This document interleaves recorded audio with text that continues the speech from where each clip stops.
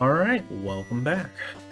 So, I would assume in the last episode, Brandon finished up the Elite Four, as well as the Champion. So, if you've been keeping up with the game so far, or you watched his last episode, then you probably know that at this point, Brandon, I don't think is going to be. We're not going to be doing the switchback um, tag team part of this for the second half. I'm just going to finish it because I think he was just getting kind of tired of YouTube, um, which I understand. I get that. Everyone deserves a break every once in a while. But since this is a Let's Play, I wanted to finish off the series. Um, for Let's Play's sake. All right, so up until like I don't know, probably the 8th gym, or maybe the 7th gym. Like when I started recording that, started doing like the commentary for it. Apparently, Brandon actually had been catching some stuff and putting it in this box, which I just never really realized because I never saw it until I started watching his stuff. But one of the Pokemon that he caught was Suicune. I didn't think you caught Suicune this early. Maybe I'm just wrong on that, but I thought you... Maybe it's... It might be... I might be thinking of Heart Gold and Soul Silver, where you catch Suicune, like, after... Oh, what's the... Cerulean. Like, in Kanto. I thought that's when you caught them. Or caught Suicune, but I guess not. Or maybe you could catch it at different points, I don't know.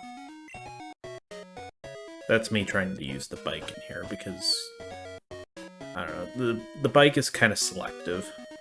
Not all buildings will tell you no, you can't use it.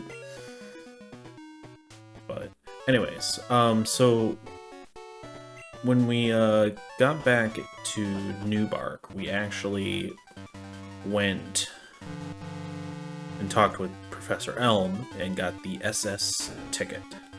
Well, this is the SS Aqua. It's like a super fast ship, apparently, that will take us to Vermilion in Kanto.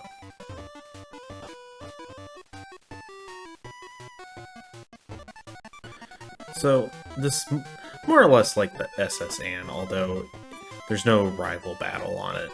And if you really want, you could probably just speedrun this, avoid all these trainers. I think might be like one trainer that you have to fight.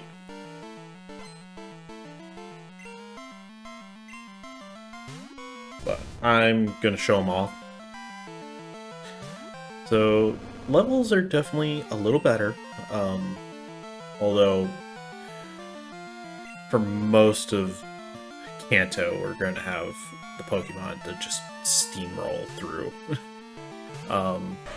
Until we get the red, which hopefully he doesn't kick my ass too much, but we'll see.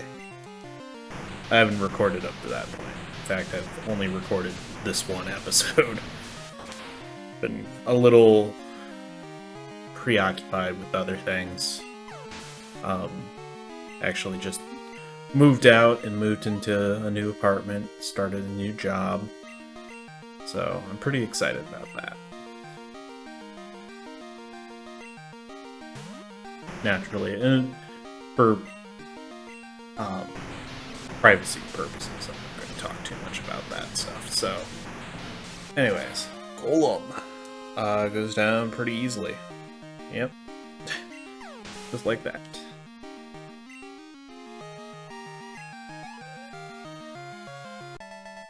Hiker Noland. Doesn't really look like a Noland.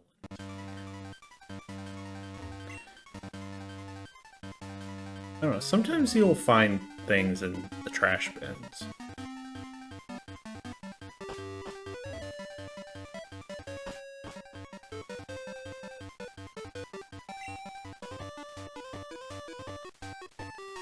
I think one of these rooms will be coming back to. I think it might have been that one. This is actually our room, I believe. Yeah, it has a little PC in the corner. So if you want to switch out Pokemon, I think if you go to the, yeah, show our Hall of Fame, one-time famer.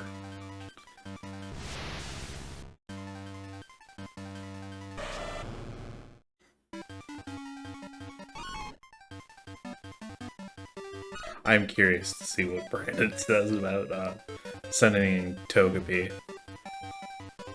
I primarily did that just to troll him a little, but I genuinely didn't think that we needed anything else for that battle, or for the Elite Four. Plus, I mean, it looks good on job applications and future college resumes, right? That you were in a team to defeat the Elite Four at level 5. I mean, that looks pretty good on your resume. You didn't do anything, but... Alright. Earthquake.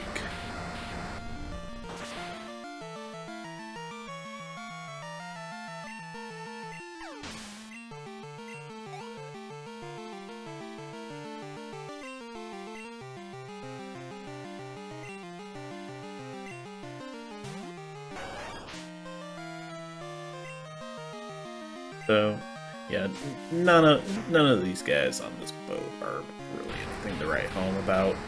In fact, there's really very few trainers. Like, I want to say there's maybe like 4 or 5 battles on the entire ship. I imagine this is one of those things that they kind of cut down a little on. Because, I mean, one, it was impressive that they managed to get as much on here as they did. Because I know they had to cut a lot. Like, they definitely had to shrink down certain areas. Vermilion Forest is probably the most obvious in the Kanto half of size limitations of the game, or of the hardware that affected the game.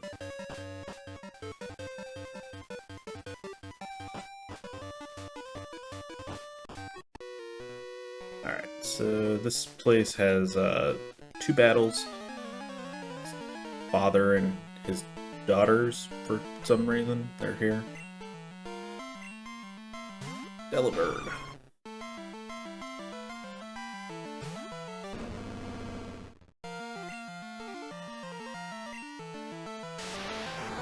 Thunder Punch. Yeah. None of these trainers are anything to write home about, but I do like to show off the trainers. I think in Kanto there's a lot of repeat type trainers, so I might start cutting some of them out, just because, I mean, that's the real, like, length of Kanto. I felt really bad about doing this. Sorry, brother. Or sister. Because Teddy Ursa is just so cute. Why would you ever want to hurt him? Hurt it. So, this is an odd thing, I know.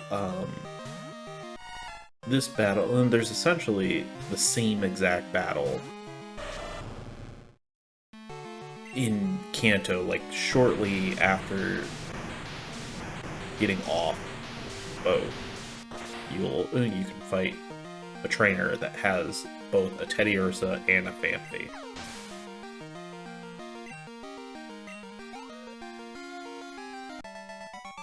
Twins, Meg and Peg. Okay, Meg is fine, but Peg? Why would you name your daughter Peg? You're terrible.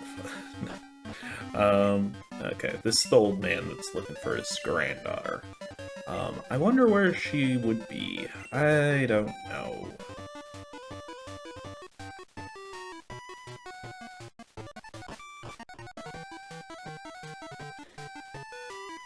Alright. So the only way to go is down. Unfortunately, this jerk is in our way. Hey kid, could I get you to look for my buddy? He's goofing off somewhere, that lazy bum. I want to go and find him, but I'm on duty right now. Maybe he's behind you.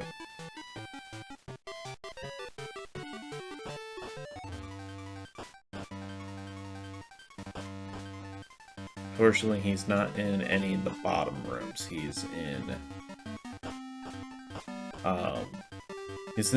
the, like, I want to say the middle room up here. This is our room. He's in this room right here.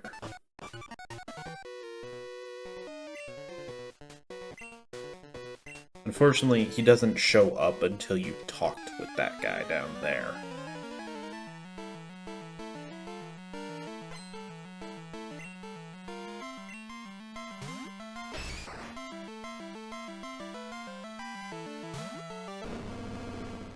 Alright, stick him. Okay, never mind.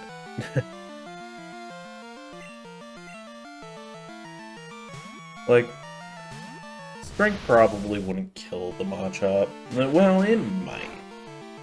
Have the levels on him, but type mat, having the correct types is just a smarter move. You're not risking as much if you're using the correct types.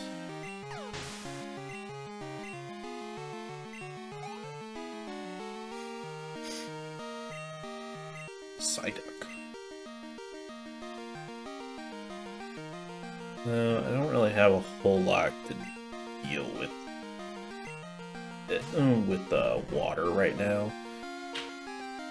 So one of the things that we're going to be doing once we actually get into Kanto is we're going to be looking for a Pikachu. So we have an actual electric type.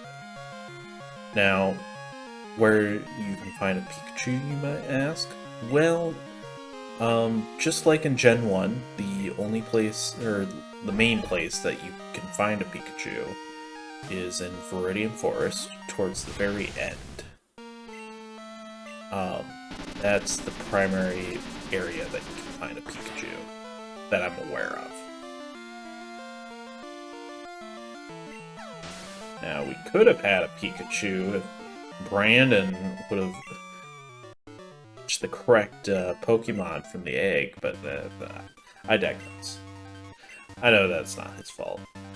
Although, I think he talked about maybe, like, retrying to find a Pokemon that he wants. Or, no, now I remember. He said that he'd leave it up to me, although that's not really something that I could do, I think. Earth, I'm seasick.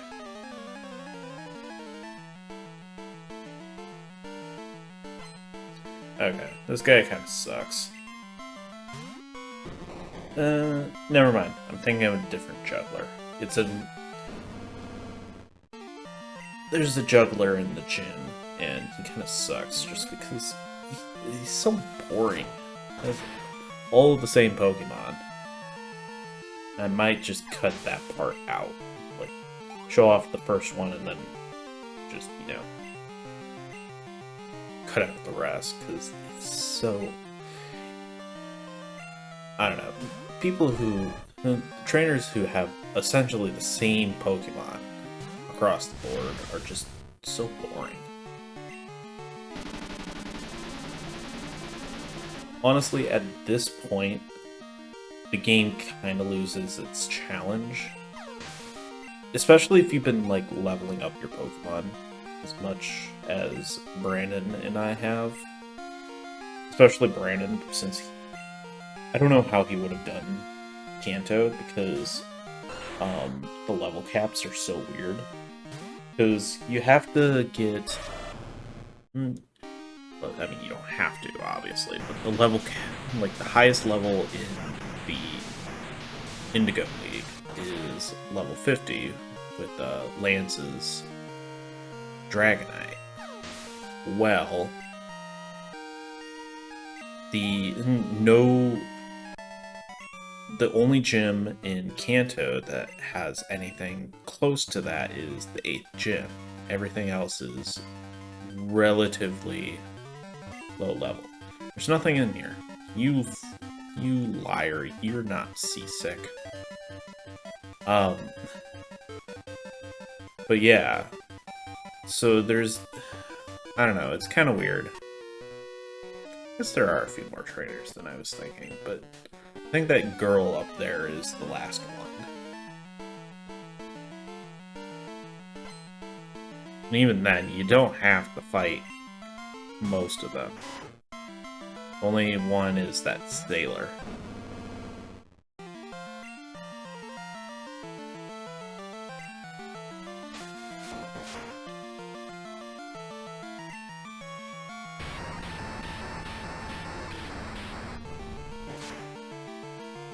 Honestly, a bear knowing Earthquake is actually kind of terrifying.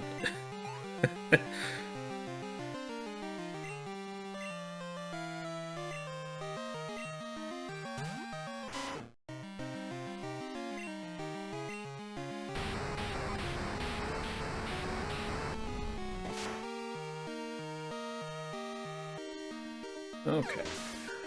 He's disposed of. Rewatching Game of Thrones. I know, Game of Thrones. The last season sucks. So bad. I mean, yeah, I agree that it's probably not as good as some of the earlier seasons.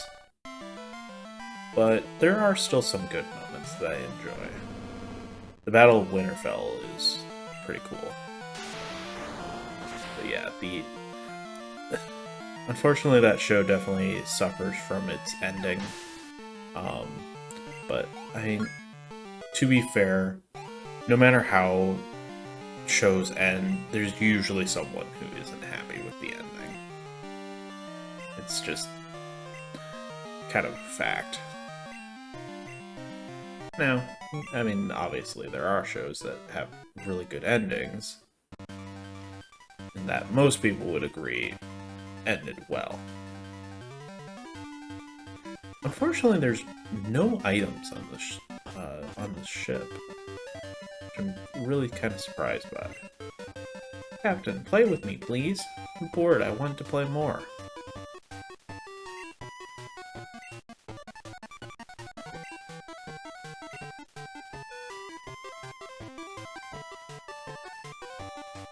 Alright, and it takes us back to the old man.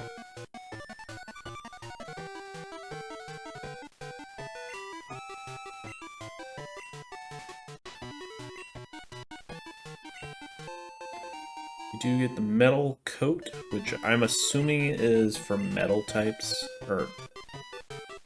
yeah. Yeah, metal. It's the... or steel types, never mind.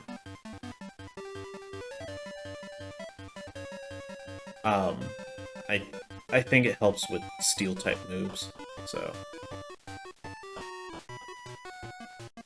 Alright, come back and talk to the captain. He doesn't give you anything, but he thanks you for helping him, or by getting rid of the little girl.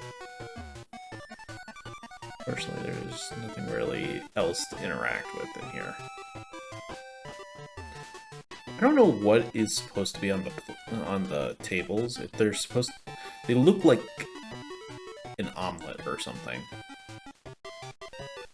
That's what it kind of looks like to me.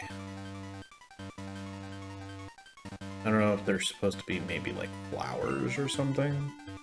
It says aqua. Alright, we are now in Vermilion City. Sorry, there is no truck here. It is very, very sad.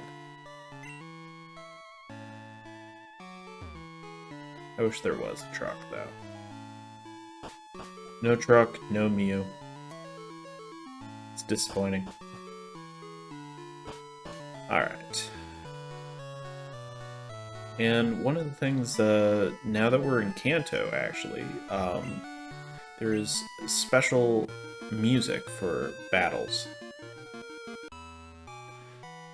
We won't be hearing it, or hearing the wild Pokemon battles, but, or right now, at least. But we will get to hear the special, trainer battles.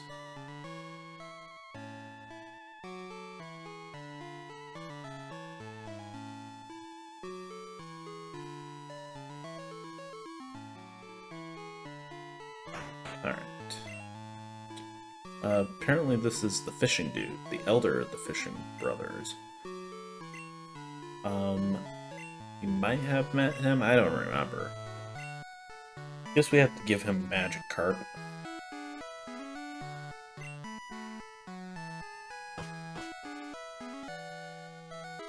It wouldn't be very hard to, but I don't know. We'll see. We'll see what we do. So apparently this guy's been still building this building or whatever for the past 3 years.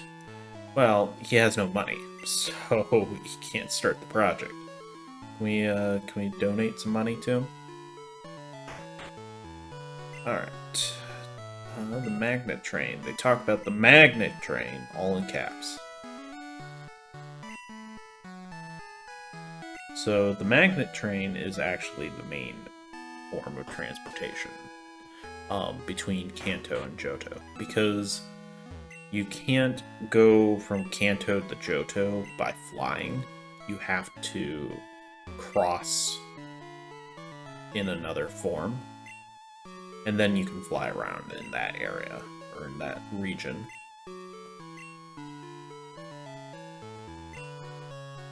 Yes. Good. Listen up. It's one of my favorite, Rapidash. It, cute, lovely, smart, unbearably plus. Amazing. Oh, you think so? Too much. Wild, beautiful, kindly. Love it. Hug it when sleeping, warm and cuddly. Oh, and spectacular. Ravishing, simply divine. Oops. Look at the time. I've kept you too long.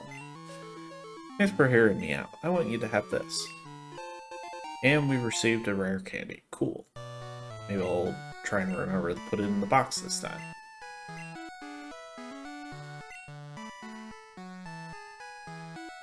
Alright. So, there's an Oddish right here. Look at my darling Bayleaf. But it's not a Bayleaf.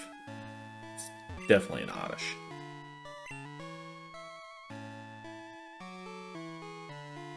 Alright.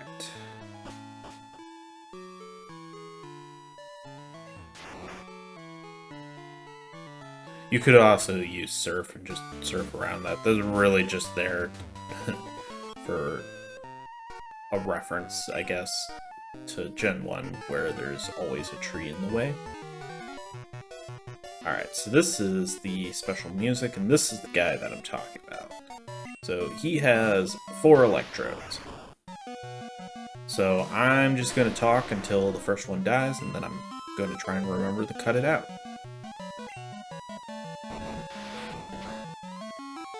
So, we're just going to use Rollout. We could have this battle over in seconds if I used Earthquake. But I like to vary it sometimes. So rollout is one of those attacks that will get stronger every time until it misses or a Pokemon gets fainted and you decide to switch out. So, hey, look at that, we won. So, yeah. Really not an exciting battle.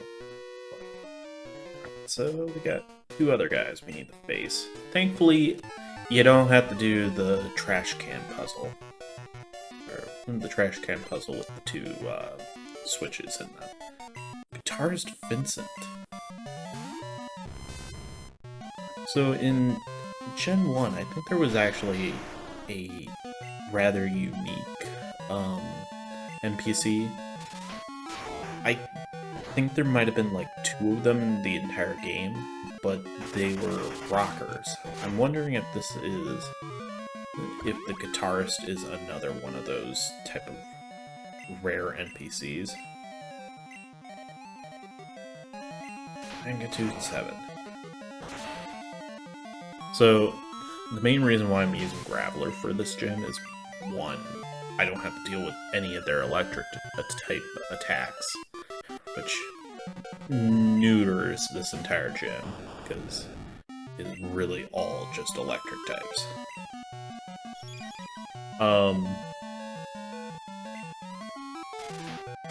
So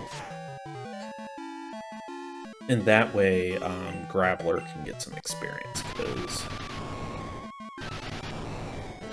also self-destruct barely does anything, which is another reason to have a rock type in here, or rock ground.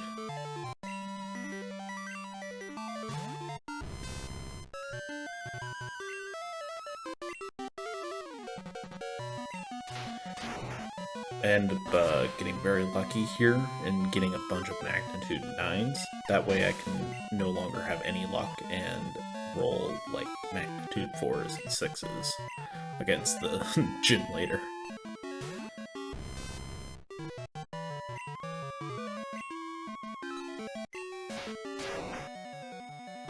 I don't know what determines, like, if it's just random. I don't know if there's like an algorithm or something that determines what you roll for the magnitudes. You're here. You're here to fight Lieutenant Surge? Yes, I am, old man.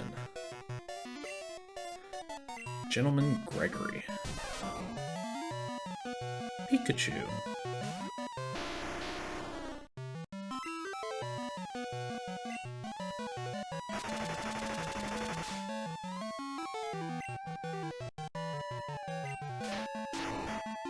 Yep, there's the magnitude board. And even though the type is better, it barely does anything comparatively to some of the better magnitudes. And Pikachu's also very close to my own level, so that's probably part of it. Yeah, this is a good area to get your ground or rock type Pokemon up to stuff. Laffy, how dare you not be catchable in this game? One of my Mareep. Yeah, that is the one downside to playing Crystal over either of the other two. Or I think there might be. I think one of the other two doesn't have Mareep in it, but I can't remember which one. But yeah, not having access to an electric type, or at least a catchable electric type, is kind of annoying, because you have to rely on either a stone or getting the correct Pokemon from the egg. So I don't know if Raichu is considered his ace Pokemon in Gen 2, but this is definitely the one that Lieutenant Surge is most known for. to like 6 levels below. So this is probably the Pokemon that I'm going to use for the thumbnail, just because that's what Lieutenant Surge is known for.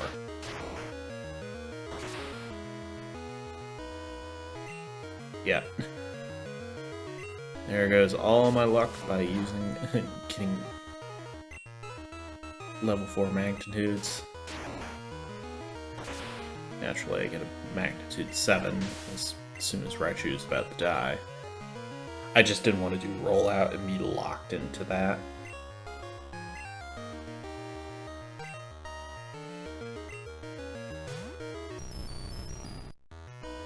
Because when Graveler is doing, when the Pokemon is doing rollout, you can't heal that.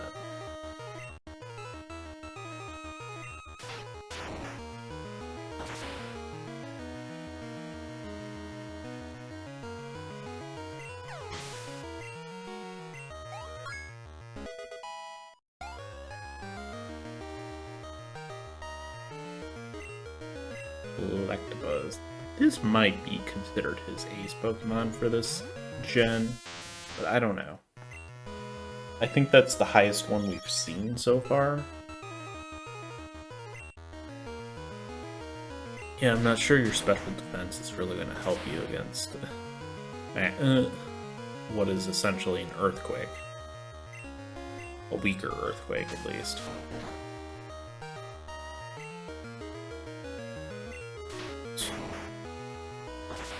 Could have used that earlier, but okay. Alright, once Electabuzz is put down, he doesn't really have a whole lot. He has an Electrode, I think, and maybe... Oh, I can't remember what else he would have. I'm gonna heal up with a Super Potion, though, just to be safe. I don't think anything that he throws at me would have a strong enough, damage.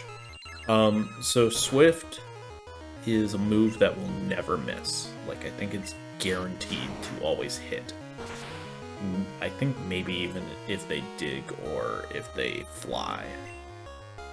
But the attack sucks, so it's kind of pointless. Yeah, and he has 2 Electrodes to finish off. So, overall, pretty easy.